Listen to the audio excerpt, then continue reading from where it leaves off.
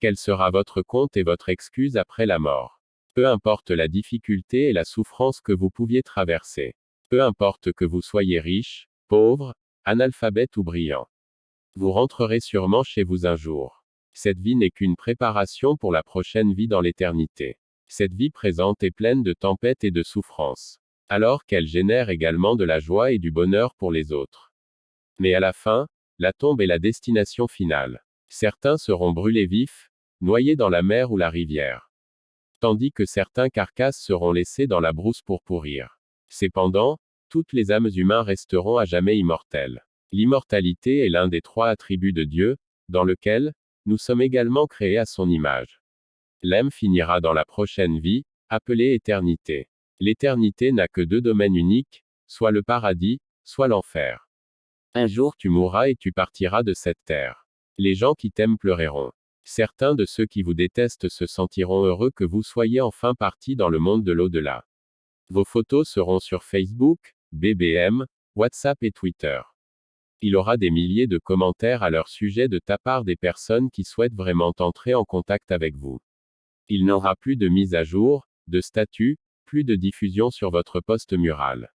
Vos proches appelleront votre téléphone, il sera inaccessible, laissant tomber de messages textes, mais il restera non lu et vous cesserez d'exister.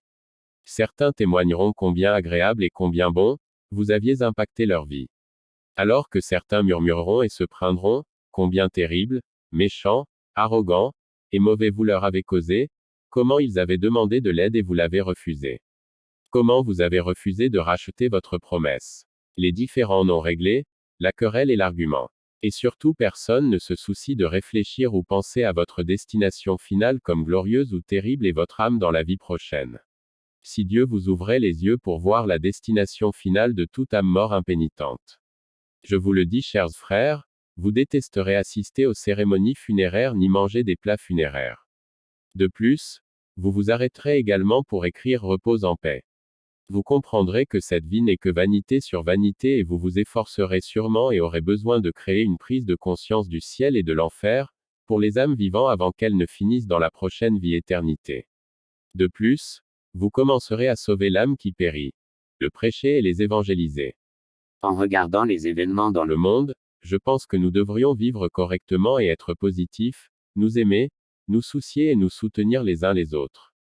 La vie est trop courte et demain n'est pas promis. Votre corps humain n'a pas de double vie. Votre corps est ce qui vous a maintenu en vie. Une fois que votre corps meurt, la porte de ta dernière grâce sera fermée. La vie que vous vivez maintenant est votre dernière grâce. Pas de repentance dans la tombe, ni de salut en enfer. Faites la paix et restez toujours aimés. Vous ne savez jamais quand sera votre dernier au revoir. Enlevez les rancunes, le murmure, les douleurs, l'exagération, la colère et le conflit de votre cœur. Pardonnez aux autres qui vous ont fait du tort dans le passé et à ceux qui vous offenseront à l'avenir. Donnez à ceux qui ont besoin de votre aide et arrêtez d'être orgueilleux et égoïste dans l'Église.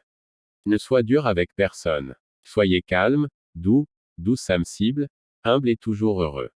Montrez toujours de l'amour, rappelez-vous comment vous offensez toujours Dieu, et négligez également les erreurs des autres. Dites bonjour à tous ceux que vous croisez. Ne soyez pas plein d'orgueil et ne vous séparez pas de certains calibres de personnes. Ne sélectionnez pas les personnes que vous devez saluer. Saluez toujours tout le monde, parce que vous ne savez pas la dernière fois que vous le verrez. Soyez gentil avec eux pour ne rien avoir à regretter.